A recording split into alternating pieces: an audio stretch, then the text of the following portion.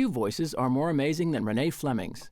Elvis Costello guides the great soprano through opera, jazz, and a few surprises on this edition of Spectacle. It's a time such as this, she would be tempted to spit if she wasn't so ladylike. She imagines as she might look back when legends and history collide. So she looks to a prince, finding senses so charmingly slumped at her side. Those days are recalled on the gallery wall, and she's waiting for passion or humor to strike. What shall we do? What shall we do with all this useless beauty? All this useless beauty. She won't practice the looks of the great tragic books that were laid to disgrace to face celluloid. It won't even make sense, but you can't bet if she isn't a sweetheart, a plaything, a pet. The film turns her into an unveiled thread. Nonsense prevails, modesty fails, grace and virtue turned into stupidity. While the calendar fades, almost all barricades to a pale compromise. And our leaders have feasts on the backsides of beasts. They still think they're the gods of antiquity. If something you missed didn't even exist, it was just an ideal. Is it such a surprise? What shall we do? What shall we do with all this useless beauty? All this useless beauty.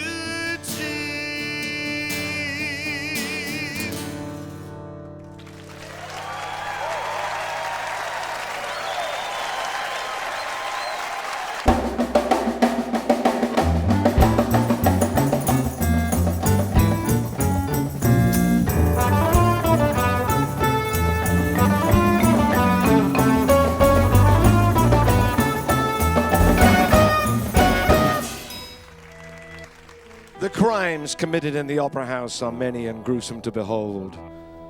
Regicide, infanticide, and all the other forms of homicide are perpetrated nightly before the footlights.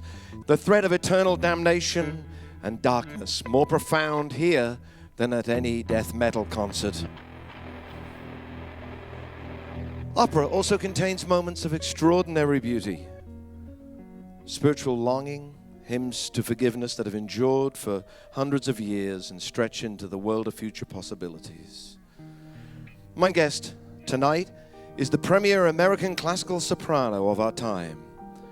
Simply one of the greatest singers one can hear today in any music.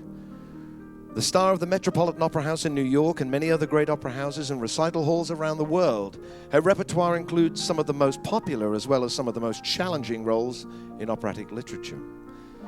Her recorded catalog also includes albums of jazz ballads, Broadway songs, folk airs, and contemporary compositions. In 2008, she performed during the Beijing Olympics, shortly before traveling to Stockholm to receive the Polar Music Prize, in the company of this year's other laureates, the Pink Floyd. Ladies and gentlemen, please welcome Renée Fleming.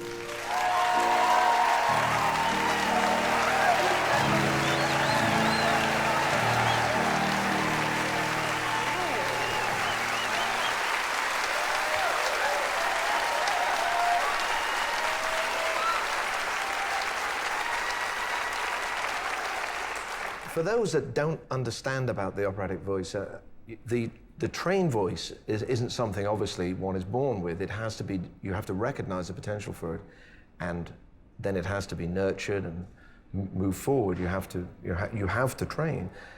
How was it that you discovered, or did somebody hear you singing and say, you have the potential to develop your voice in this way? Well, actually, my story is incredibly organic, because my parents were both high school vocal music teachers, so it would almost have been strange if I didn't become a singer. I'm still paying back my debt, my musical education. And they, I think they, are shocked that I've actually done so well. And I tried really hard to do other things. I tried to become a jazz singer. I wanted to be First Lady President for a time. And I guess that job is still going to be open. And so anything could happen. But it's true. We say that the voice is 10%. And, a lot of the best voices in the world may be right in this room, right this second. They're voices that have not been discovered. I mean, you may be unbelievable in the shower and just have not had someone say to you when you were maybe 16 or maybe younger and said, gosh, you're loud, or gosh, that's really beautiful. You should take singing lessons. Of course, people have been saying that to me until even recently. Right. But it takes, it really takes an extraordinary amount of development and training, it's true, on top of the instrument, which has to be there. That's a given. So when you first discovered your voice, did you look at the repertoire? There were some things that you were fearful of? Well, I was a fearful singer. I'm not innately a performer. I didn't grow up with that personality. In fact, all through high school, I was more likely to have my throat close on stage than anything else, and just produce a So this went on for a long time. I don't know, it was only perseverance that kept me at it. But I loved the practice room, and I loved learning about music and about singing. And you're right, I choose from 400 years of music to perform, and that's endlessly exciting and fascinating. I think the people that are not familiar with a range of opera, maybe just have one or two pieces of music that they know, don't necessarily appreciate that the voice that one uses for Verdi is not the same voice as one uses for Monteverdi. I mean, there's years right, that's right. Very different, and that singers have to be mindful of when they approach certain roles. There's just a matter of fatigue, how much singing there is to be done, and they can wreck their voice by. Are there roles in soprano literature that have the same fear to them? Absolutely. You have to choose repertoire that suits you personally. So there's the whole issue of, is it too heavy, is it too big? Because the most important distinction between us and other kinds of singers is that we're not amplified. There is no microphone on stage at the Metropolitan Opera, and it's a house that seats 4,000 people, and we sing over an orchestra. So this issue of whether or not something is too big or not is incredibly important. And then it's also the quality of your voice, the range, the median range. There's so many different elements and which go into choices for repertoire. And I've sung 51 roles already. I just counted them recently, so I think I should retire. That's a lot, or maybe just repeat a few, yeah. But of course, the difference between yourself in the singing in the recorded era and the singers that came for the pre-recording era that sang operatic literature only had as reference their immediate predecessors and the people who were coming up and trying to steal their job. They didn't have all of the recorded literature. Right, so did it influence you in any way, the fact that there were recordings you could hear during huge. your training? Think about it. I mean, ours is the first generation that has a century of recorded history to listen to of any kind of style of music. 100 years ago, there was this whole idea of popular music, of the whole media being devoted to popular music didn't exist. There was Caruso. There were a couple of singers that had unbelievable renown. They sold fragrances, they had ticker tape parades, they were presented by Barnum and Bailey circuses. These were all opera singers. And so the whole division of different styles of music didn't really begin until later. But I listen avidly. I'm a huge listener. I have very eclectic tastes, which we're going to find out later today. And I love singers. I love the art of singing. Everything about it fascinates me. Part of the role of a singer as they become popular and successful is also to be a mentor. And were there singers, specific singers who were mentors to you in the early part of your career, and how do you feel about your role in that? Well, and they still are. I mean, Leontine Price is still, I can go and and sit with her for 3 hours and have her really help me enormously, or Marilyn Horne, or there was Joan Sutherland. There have been mentors all along who have helped me immensely. There is this sort of sense of giving back and of training young singers. Eventually, we really enjoy doing that, I think. And it's a way of also making a contribution beyond singing. Because of all the classical musicians, our careers are the shortest. The voice doesn't last as long as someone, Horowitz could play the piano, or any number of conductors. They never retire. They just keep going. They nail them to the podium. Exactly. The Metropolitan Opera is Renée's artistic base, as she has said. And people speak critically sometimes of these institutions, throwing around words like elitism, and I'm not sure they take into account the relative price of some rock and roll concerts. And you're at a pinnacle in terms of profile, in terms of your role at the Met. I mean, right now, I think if you look around New York, or I know. You're on the side of taxi cabs and buses. I mean, it's like you're in Sex and the City. You know, it's like the opening credits. You know, is it a That's pretty wild, I have to say. That's a bit. It must be very wild. Yeah, I was walking the dog yesterday and saw two people staring at the poster on the subway station, and I kind of put my head down. But then, of course, my hair fell across my eyes, and I thought, oh no, now I really do look like the poster. This is, you know. But it's a big responsibility, and you mentioned something about it in terms of just preserving the voice. That I think that's something that people in rock and roll don't have to do so much. Is that there is the element of the sponsorship. It's a huge thing. It's a hugely expensive art form. You know, we have the backstage, the expense of the productions, the orchestra, and we only seat, 2,000 to 4,000 people. So ticket sales are definitely not going to cover it. There's no huge tour. And only recently are these HD TV broadcasts, which are in local theaters, movie theaters all over the world, and that's really making a huge difference. That's outreach.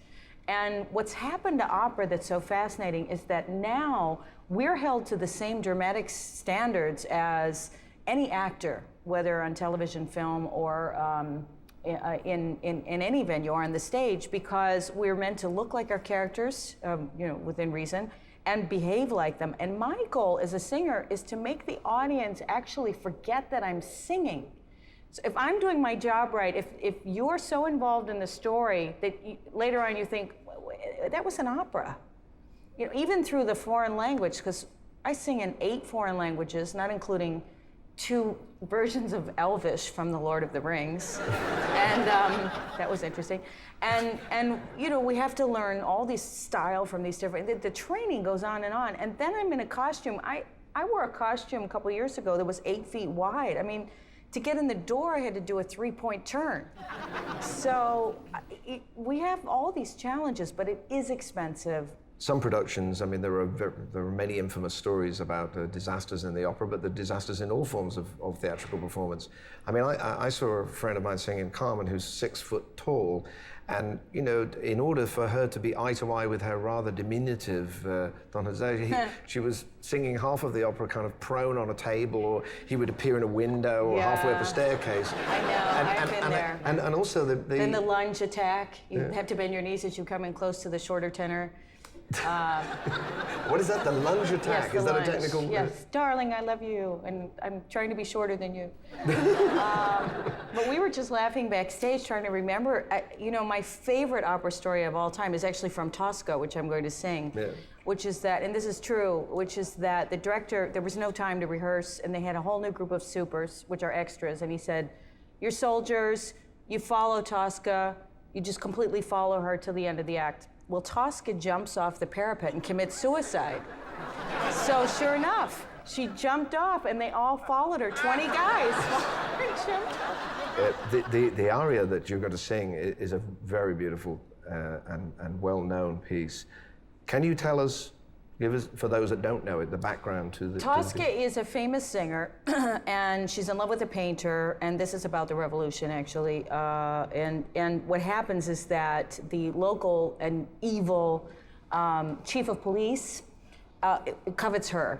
And so he takes her lover into custody, and he says, I'm going to kill him. He's torturing him in front of her, and he says, I'm going to kill him unless you sleep with me. And she... Of course, before any heinous act in opera, whether it's rape or death or suicide, there's a beautiful aria. I mean, it just comes with it. Before Romeo and Juliet die, they both have to sing, and then they wake up and sing again. So in this case, she sings one of the most beautiful arias in all of the repertoire, because she says, and it's, the text, I live for love, I've lived for art, I have been generous to the poor, I've given my jewelry, and I have sung to the stars to make them shine brighter. I love that line. And what have I done to deserve this? Why is this happening to me? Well, I can't do anything And then she else. kills him. Oh, well, I think... Well, before you kill him, Yeah. Would you sing it for us? Absolutely. This is VC Darko.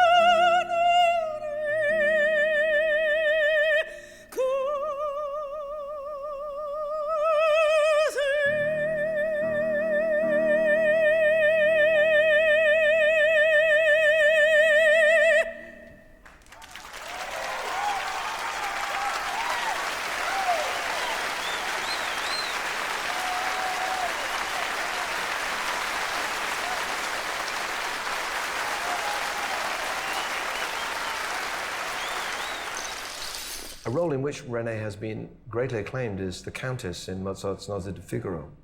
The story is essentially a comedy of sexual intrigue and social position. Is it something quite different to come to a role like the Countess, actually feeling an identification from present-day life? Not many of us have foot servants or pages Well, the best example of this is, of course, Shakespeare. I mean, and those of us who have the privilege of working in an historic art form learn, whether it's theater or music or opera, that people actually don't change very much. That the same things that drove the Count and Countess in that particular story drive us today. It's love and betrayal and all of those other really strong ones. Those belong more to the Verdi operas, but the Mozart operas are a little bit more, most of them have emotions which are very much everyday. And the same is true for the Shakespeare plays. And that's one of the reasons why we love them so much and why they're still current, why they still speak to us. Is there a distinction in roles in some that you maybe feel uncomfortable with even because the character is too much of a victim? I definitely prefer being dramatically interested in what I'm doing. I prefer having that challenge of really fleshing out a real woman. Or you know what else is really fun is playing a witch, playing a sorceress, playing, you know, I've played characters who have it was their absolute passion in life to kill men and turn them into rocks. I mean, you know, there's a place for that character. And easy to identify from real life as well. Absolutely, we've all had that moment. So, and I get to play some of those characters as well. So the beauty of it is anybody who's an actor or who's performs on stage, and even if it's a concert piece, I'm still acting because I'm communicating the text to the audience. Anyone who's doing these things is exploring another character, is becoming, inhabiting another person. I once saw a production of Don Giovanni at a very famous festival in which the Queen scandalously attended at the Royal Opera House in London, where the Don was actually whipping half-naked women in it. You know, they had gone that far in order to make a novelty to the, you know, and there is something to that in some productions are guilty of coming up with something. That's nothing. In Europe now, no, there's a real trend for its sort of extreme, ultimate vulgarity, ultimate shock for opera. And what happens is that audiences say, "Did you hear about that horrible production? Yes. Do you have your tickets?" You know, the curiosity wins out in a way. And I mean, yeah, this is not to criticize at all, but I just wondered when you were in Stockholm, you recently got the Polar Music Prize, which is a very renowned music prize. And I mean, you were there with Pink Floyd. That were my new friends, Roger Waters and Nick Mason. We had a great time together. Did you have, you know, the opportunity to ask them about, you know, some of their kind of theatrical disasters, the escape of the pig and everything? We were a captive audience for 3 days, and it was really fascinating to actually learn about the whole creative process. And Roger Waters has just written a second opera, and you know, and also to hear about their whole history together, which is really, that's an opera right there. That is an opera. Somebody should write that. Renee, a very big fan of yours, has been watching avidly from the wings, and I wonder whether we could ask him, persuade him indeed, to come out and join us. Ladies and gentlemen, please welcome Mr. Rufus Wainwright.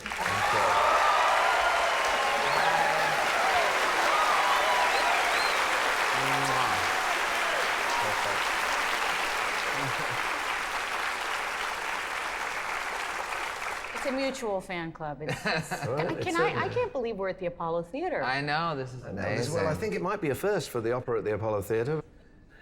It's strange that we should be talking about the opera. You mentioned before you sang Visitate that there Which was is so incredible, by the way. It was just amazing. A great experience.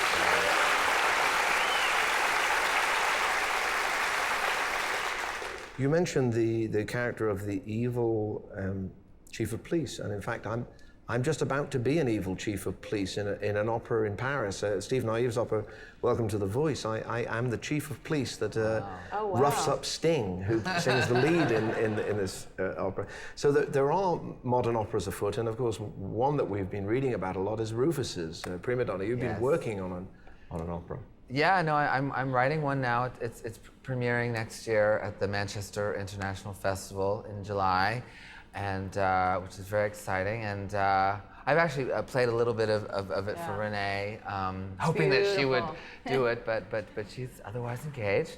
Well,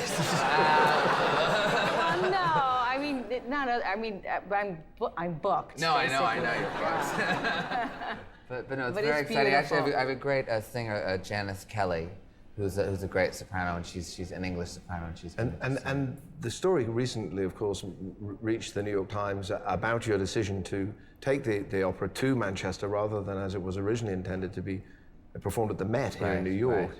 And that seemed to hinge on the decision to stay in the original language that you began in, which is French. Yeah. I started with French because I speak French. I was actually brought up in Canada, in Montreal, so I know the language. And I just kept going that way in French. And then as a bit of time passed, Peter got he wanted it to be in English. So I had to go somewhere else. Well, I can understand from the point of view of the opera houses that perhaps new work is less accessible in another language. On the other hand, this is what you genuinely believed. I mean, the small surprise you may find is when you take it to Manchester, I'm not really terribly sure what language they speak at all in Manchester. Yeah. You know, but then my family's from Liverpool, so we always say that. But, I mean, I'm curious what you think about the language, English and opera. What is I mean, you've done a lot of great English I love ones. it, and I think there are a lot of fantastic singers who have amazing diction. However, you know, we sing in ensembles. Those of us who sing high can never be understood above the staff because try to be intelligible when you're yawning. I mean, it's impossible. We need that amount of space to create a beautiful sound on top. But what we have instead today are super titles, you know, or met titles. So the text is there as if you're going to a foreign film, and then it becomes not an issue. So I don't have a problem with it. and of course, that is exactly how. In fact, I prefer it. It's my own language. You can also hear opera in any country in the world, you know, in that case.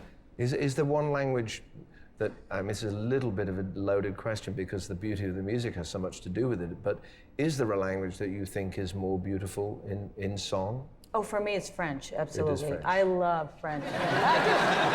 No, but it's just so sensual and sensuous. I mean, even the singing of it, and it places my voice in such a great, easy place. There's the famous saying too of there's the big one of the big Verdi arias is beviamo, beviamo, beviamo, Traviata, from Traviata, and in English it would be drink, drink, drink, drink, drink, drink, drink, drink.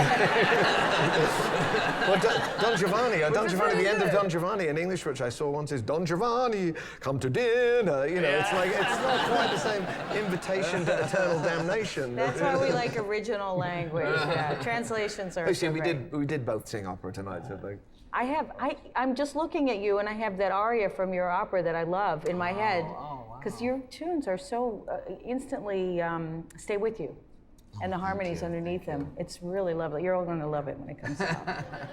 Rufus, you sang a song by a wonderful French composer. And what were the circumstances in which you sang this? Well, I was a big fan of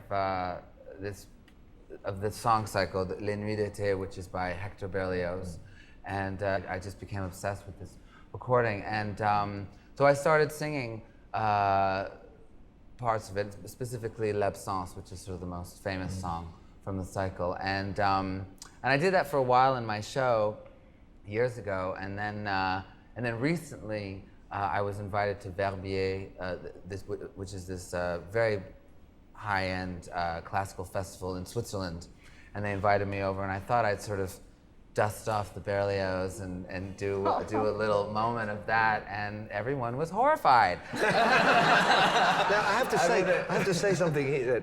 Berlioz is an interesting composer. I've taken great comfort from Berlioz because Berlioz is one of the only composers of great symphonic literature and operas who didn't play the piano. Oh, really? He played the guitar. Oh, so I identify with him immediately. He also played the flute, which I've never really mastered. Would you sing for us? Oh, okay, with the risk that we are kinder on your French than the Swiss? No, they were fine. They were just a little Swiss.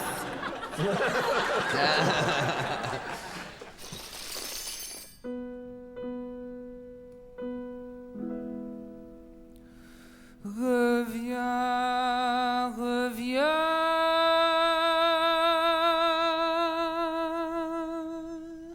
ma bien-aimée.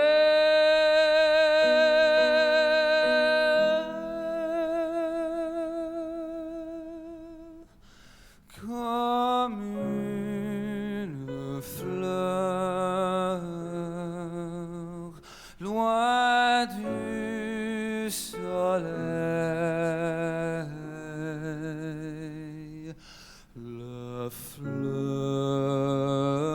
de ma vie est fermée, loin de ton sourire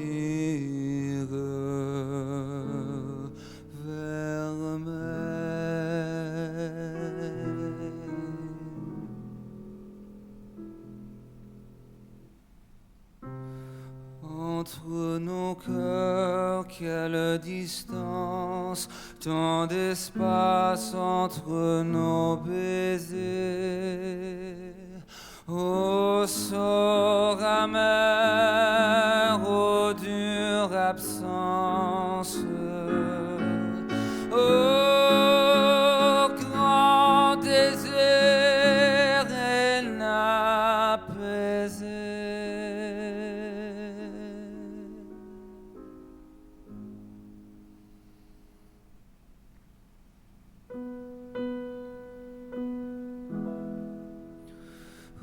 Reviens, reviens,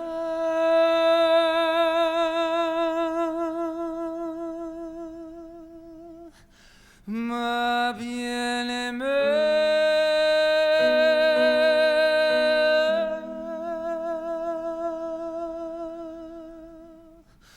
comme une fleur, loin du soleil, la fleur de ma vie est fermée, loin de ton sourire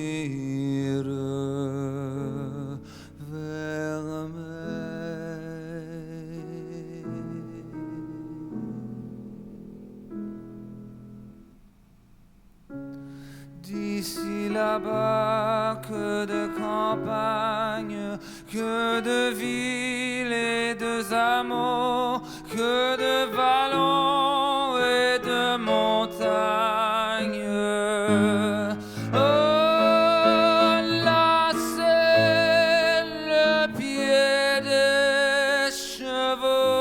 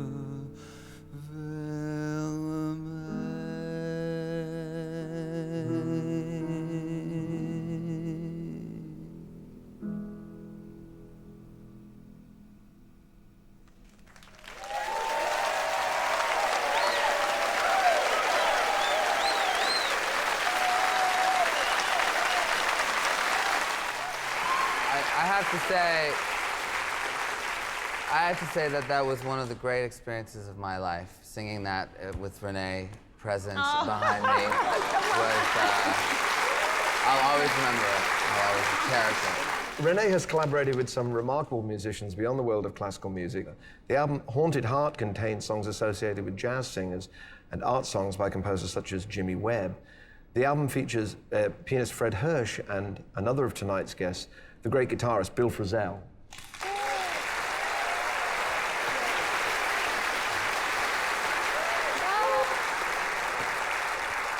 You've described an experience when you were at college. You sang jazz in college, and I know that you were at a master class with the saxophonist Eleanor Jacquet.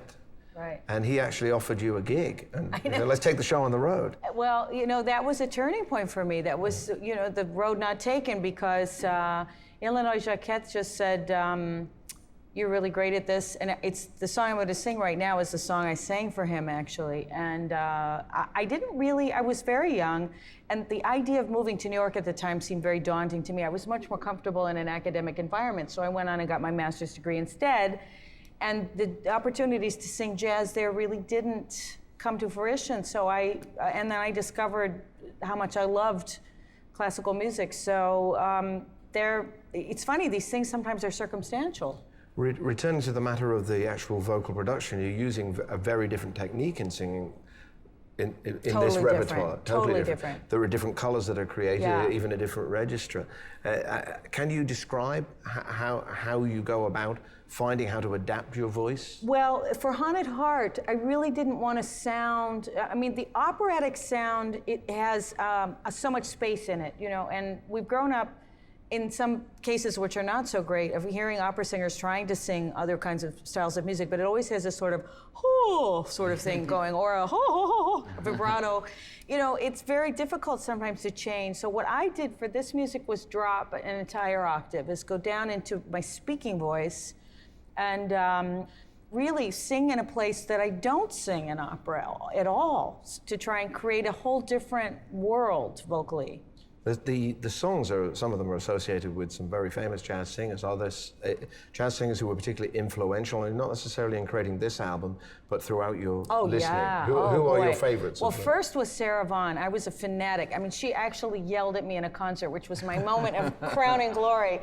You know, that's enough for you, honey. I just said, oh, she spoke to me. Her, and of course I discovered Ella Fitzgerald, and then I'm a huge fan of Kurt Elling. I don't know if you're familiar with his work. Yeah, Mark Murphy, and there are a lot of great singers. I love, and of course, your gorgeous wife, Diana Krall. Well, I'm right with you there. Yes, I mean, what a gorgeous voice. So, gorgeous everything. Yes, I would agree. Lucky man, I would agree. So I just love singers and singing, so I listen avidly to, but right now I've been listening a lot to Kurt.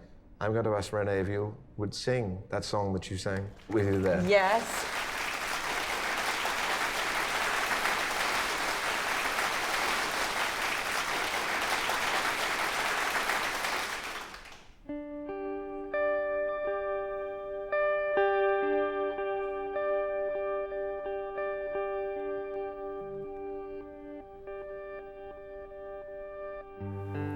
You are mine yesterday.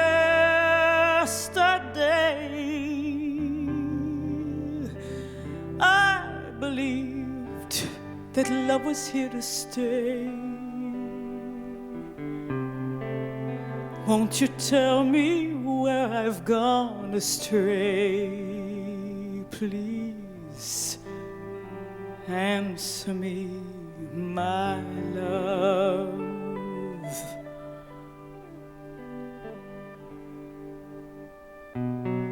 If you're happier without me, I'll try not to care. But if you still think about me, please listen to my prayer. You must know I've been true. Won't you say that we can start anew? In my sorrow, now I turn to you. Please answer me, my love.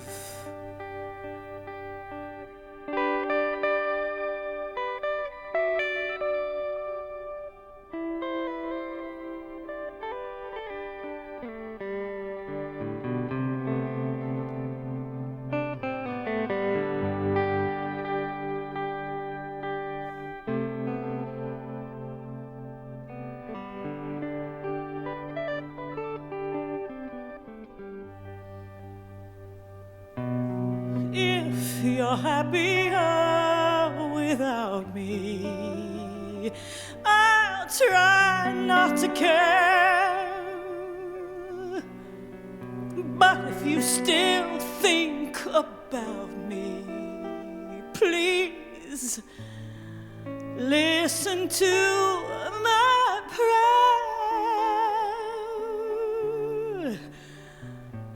You must know that I've been true. Won't you say that we can start anew? In my sorrow, now I turn to you. Please answer me, my love.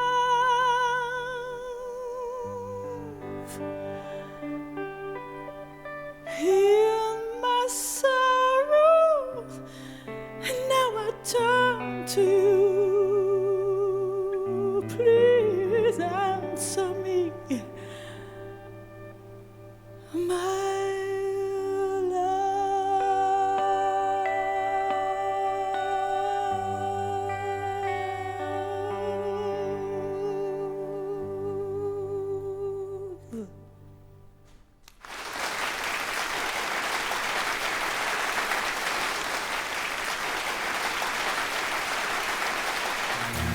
People's image of you as a singer at the Met is a completely urban, the urban environment, the sophisticated. Well, the tradition too of being an opera singer, being in classical music in general is a European, a Western European tradition. And what I like to say is that I'm American, and I grew up hearing all kinds of music.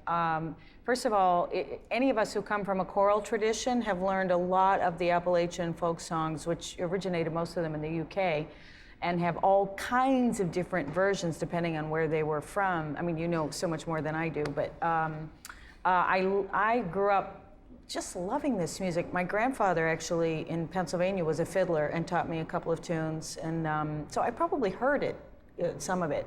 But I also just, from a very young age, I said, what is it about this music, from Amazing Grace to any of these songs, the simplicity, the plucked instruments, the strummed instruments, just goes directly to my heart. There's no thinking, there's no brain involved, it's just, you know, the singing too, I love it. There's no artifice. I mean, there's absolutely nothing on top of the singing, and our singing is the most artificial of all. It's completely manufactured, and then we spend all our time trying to learn how to be simple.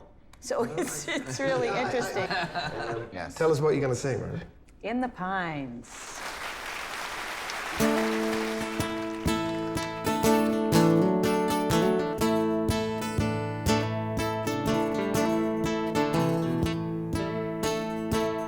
The longest train I ever saw went down that Georgia line. The engine passed at 6 o'clock, and cab passed by at 9. In the pines, where the sun never shines, and we shiver when the cold wind blows.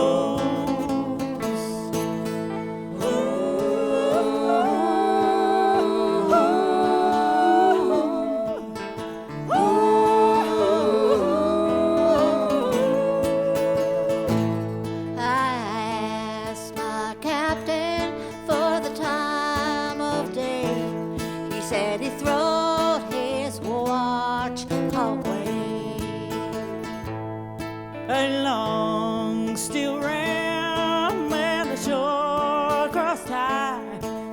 I'm on my way back home.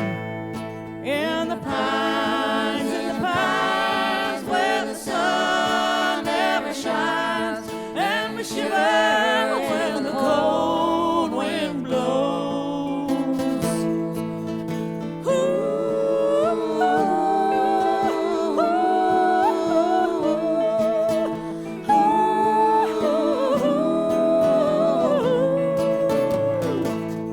Little girl,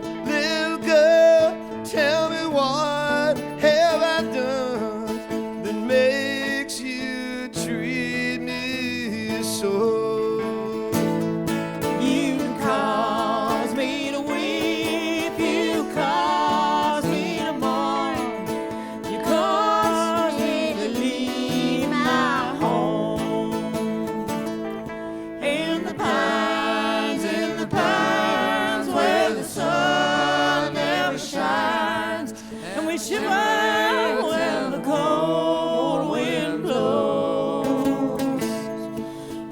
Ooh.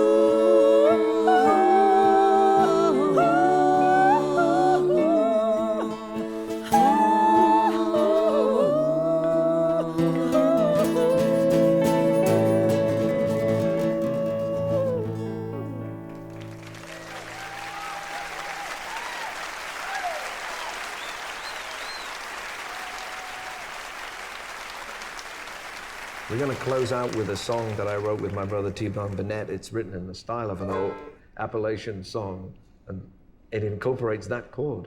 And it's a song that we wrote originally for Alison Krauss to sing. It's called The Scarlet Tide.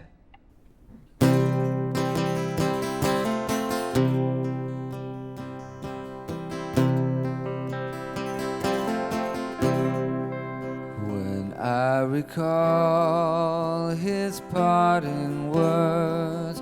Must I accept his fate, or take myself far from this place?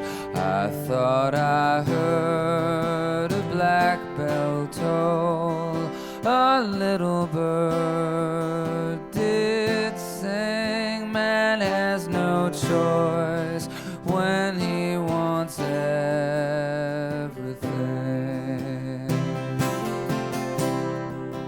We'll rise above the scarlet tide that trickles down through the mountain and separates the widow from the bride. Man goes beyond his own decision, gets caught up in the mechanism of swindlers who act like kings and brokers who break everything. The dark of night was swiftly fading, close to the dawn of day. Why would I want him just to lose him again?